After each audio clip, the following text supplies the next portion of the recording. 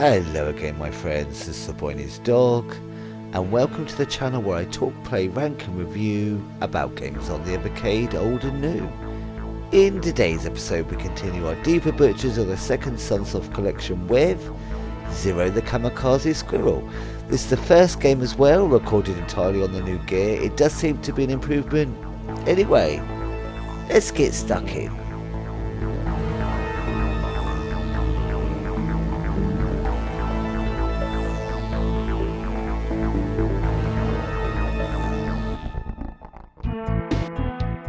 Zero, number one operative to over-controlling boss Ector, an arch-rival to the hero with wings of steel.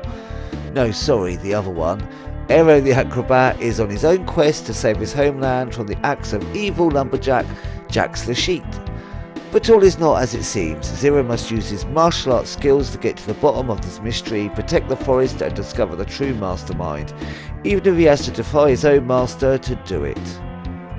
Zero the Kamikaze Squirrel is a solo platformer developed by Iguan Entertainment, released in 1994, and is a spin-off to Aero the Acrobat series, appearing in Aero the Acrobat 2, which can be played on this very collection.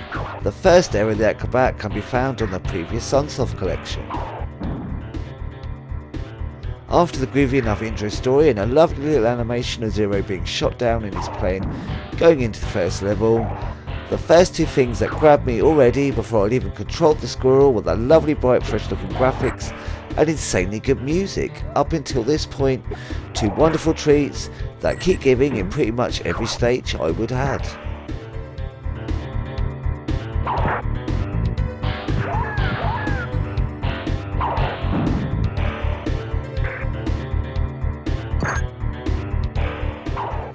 Zero controls great and feels smooth and responsive. It does take a while to get used to a couple of the more advanced maneuvers, and the first two bright friendly looking stages are just the places to do that.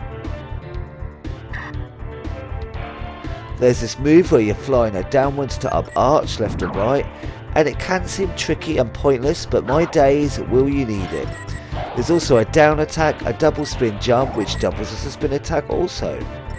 And you can collect shuriken as projectiles, but remember they are limited to what you have until you can stock up. You also have a sort of close quarters kick attack, which all map logically enough. If you learn what's what, you can change between on the fly pretty quick, which is needed the further you go. All pretty great so far. If the game continues to be like this, how refreshing, fast and smooth. Generally pretty looking environments and nice looking sprites. And the music, of course, it's bloody good. I have to keep talking about the music. Listen. After two stages you get a map, and you all know how much I love a good map, and this is functions enough. This game is set to be my favourite on the collection, I think. And then we enter the caverns, and again it looks lovely with neat graphical effects. The music continues to be outstanding. But oh my Mila, the kid gloves are bloody off. Did you learn your moves and your timing, player? Because if you didn't, this game is going to own your ass and destroy it over and over and over again. The complement of moves seemed fine and forgiving in the open verticality of the beach zone, but here no such forgiveness exists. I know this is to agree a skill based thing, but damn.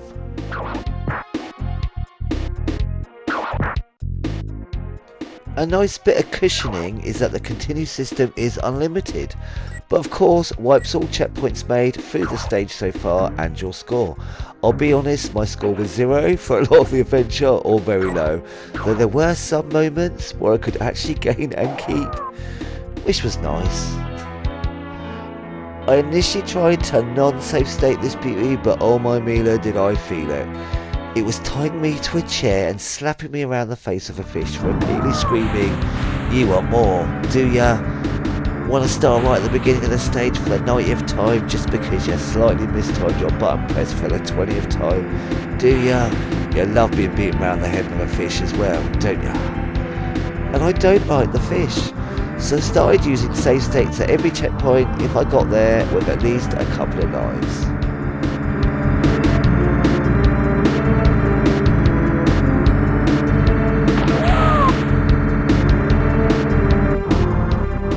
Eventually, passing through the caves gets you to your first vehicle. And it's kind of cool. Jet skis on a fast moving river where you can push right into the screen and increase speed.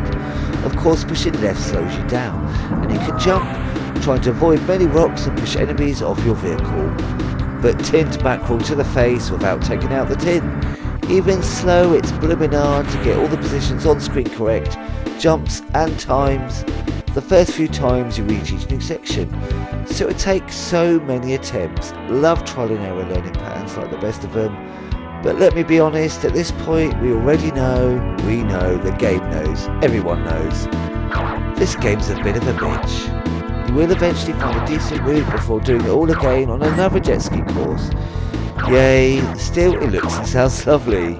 We then move to a forest with vines to climb and branches to jump and tuna steaks to the face.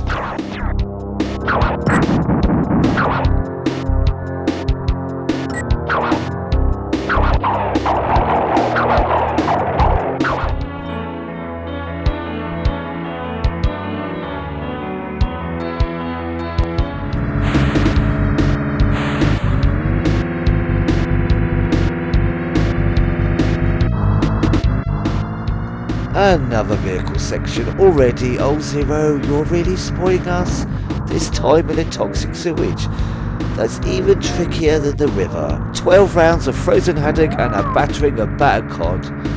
Oh, you know the score by now.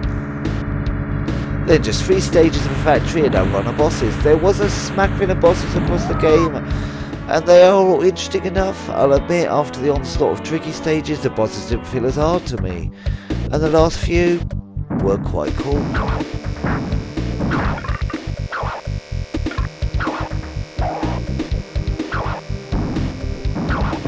But you are left at the end, bruised and battered and smelling like you've had an inappropriately overly friendly day with Flipper.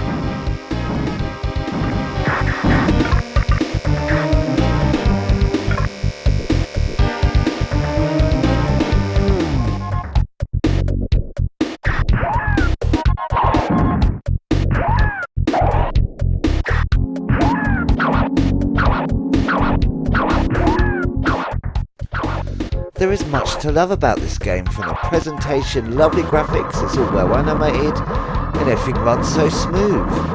The music throughout is an absolute highlight, even the change up in the factory are their own bangers. But I just became so frustrated. At times I had to leave the game. I got actually quite annoyed because each zone urged me to reach the next to see how it looked and what the music would be like. But honestly, I wondered at times, was it worth it? I don't know if I'd actually come back to it. And I guess that is something you'll have to decide for yourself, unless it's just a me thing and you lot just sail through it all. The unlimited continues do help to eventually push you through, but certain sections will grind your teeth down to less than stumps, giving you the look of a first time entrant in a 2024 Gurney competition.